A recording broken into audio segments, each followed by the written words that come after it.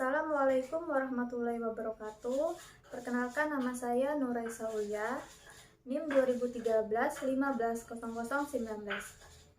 Di sini saya akan menjadi perwakilan dari kelompok 2 yang beranggotakan Ahmad Nur Salim, saya sendiri, dan Titin Sumarni.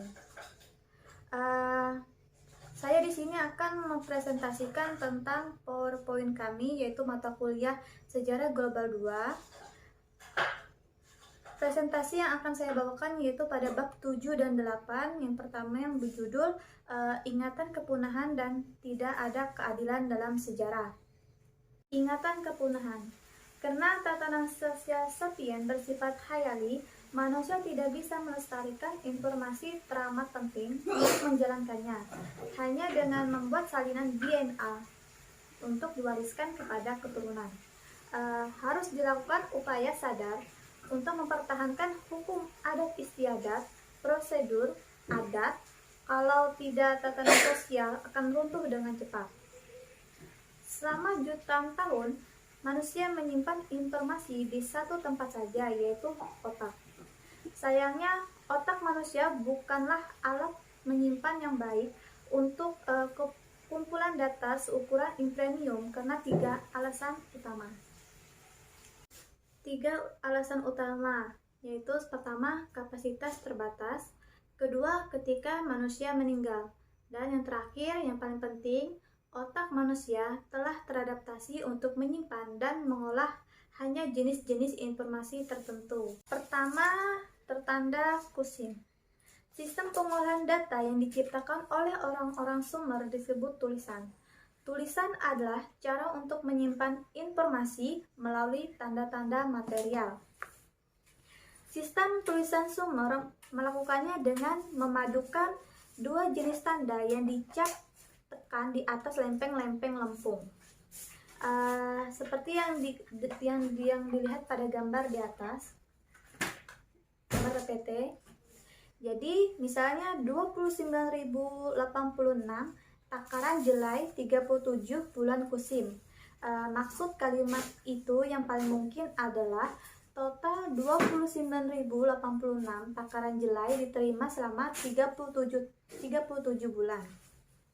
Aksara tersial tidak bisa mengekspresikan seluruh bentang bahasa lisan, namun bisa menyampaikan macam-macam hal yang berbeda di luar lingkup bahasa lisan.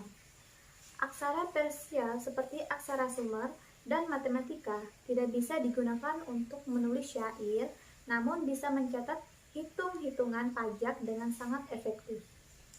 Seperti gambar di atas di PPT, itu adalah aksara Andes. Aksara Andes tidak tertulis di lempeng batu atau lembaran kertas.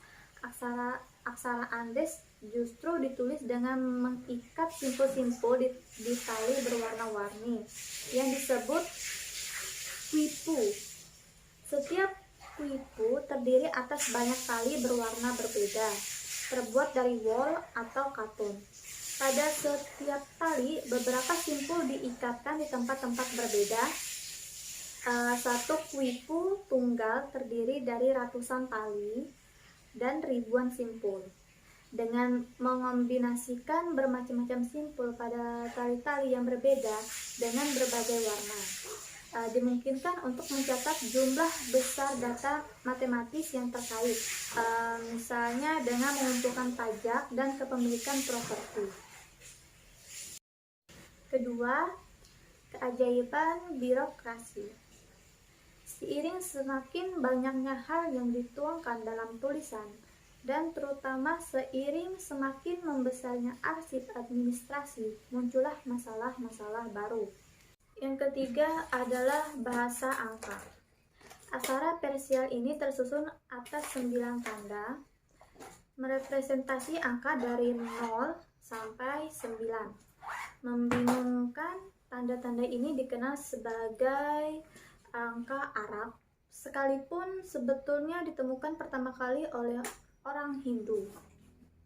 Bahkan lebih membingungkan lagi, orang-orang Arab modern menggunakan seperangkat angka yang tampak sangat berbeda dari angka-angka dari Barat.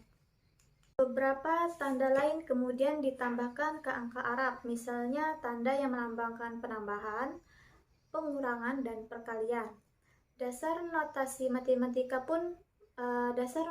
matematika modern pun terlahir karena ini. Selanjutnya adalah tulisan terlahir sebagai pelayan kesadaran manusia, namun lama-kelamaan semakin menjadi majikannya.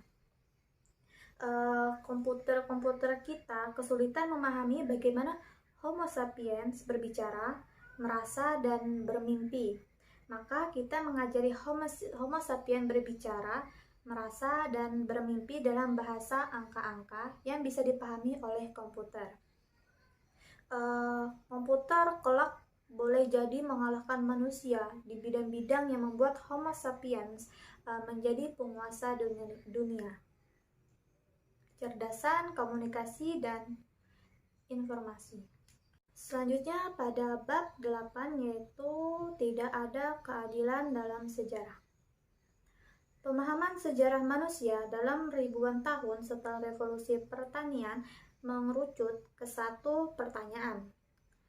Bagaimana manusia mengorganisasi diri ke dalam jejaring kerjasama massal? Padahal manusia tidak memiliki naluri biologis yang dibutuhkan untuk mempertahankan jejaring semacam itu. Jadi jawaban ringkasnya adalah bahwa manusia menciptakan tatanan khayalan dan merancang aksara. Kedua ciptaan ini mengisi kekosongan yang ditinggalkan oleh warisan biologi kita. Pertama, lingkaran setan. Semua masyarakat didasari hierarki khayalan, namun bukan berarti hierarkinya selalu sama. Apa yang menyebabkan perbedaan itu?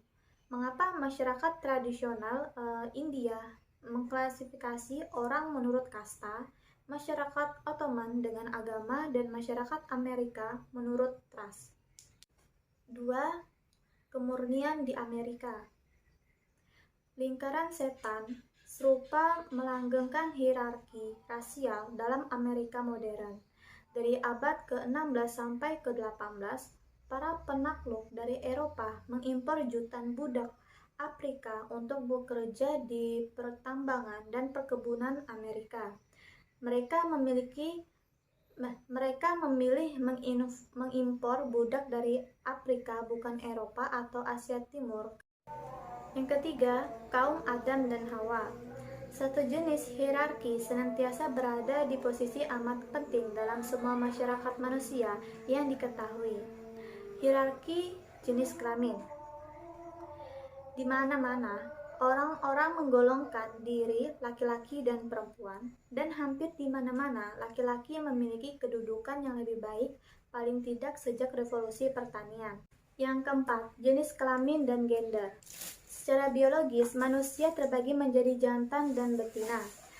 Homo sapiens laki-laki adalah makhluk yang punya satu kromosom X dan satu kromosom Y. Sedangkan perempuan adalah makhluk dengan dua kromosom X. Namun, pria dan wanita menunjukkan kategori sosial bukan biologis. Sementara dalam mayoritas kasus di kebanyakan masyarakat, manusia lelaki adalah jantan dan perempuan adalah betina. Jenis kelamin itu perkara gampang, namun gender adalah perkara serius. Yang kelima, apa bagusnya laki-laki? Jadi yang terlihat pada gambar di atas yang di PPT, yang pertama itu adalah foto pertama itu adalah potret Raja Prancis Louis ke-14. Perhatikan wig panjang, stocking, sepatu berhak tinggi, postur penari, dan pedang besar. Di Amerika zaman sekarang, semua ini kecuali pedang kiranya dianggap tanda-tanda keperempuanan. Namun pada zamannya, Louis adalah puncak kejantanan dan kegagahan Eropa. Pada potret kedua yaitu potret resmi Barack Obama. Apa yang terjadi pada wig, stocking, hak tinggi, dan pedang? Laki-laki dominan tidak pernah terlihat semembosankan dan sesuram sekarang. Nyaris sepanjang sejarah, laki-laki dominan selalu berwarna-warni dan flamboyan. seperti kepala suku Indian Amerika dengan hiasan bulu di kepala, serta Maharaja Hindu yang terbalut sutra dan berlian. Di seluruh kingdom hewan, penjantan cenderung lebih berwarna-warni dan memiliki beraneka aksesoris dibandingkan betina. Coba pikirkan ekor merak dan surai singa. Yang keenam, tenaga otot.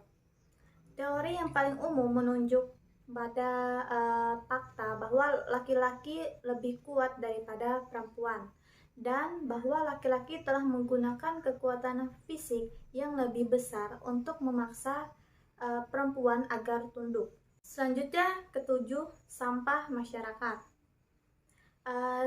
Teori lain menjelaskan bahwa dominasi maskulin bukanlah buah kekuatan, melainkan agresi.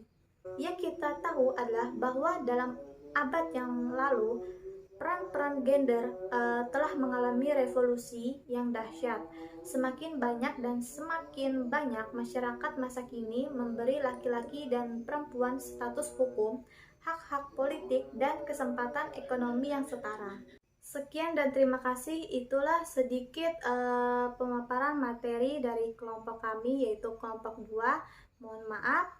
Wassalamualaikum warahmatullahi wabarakatuh.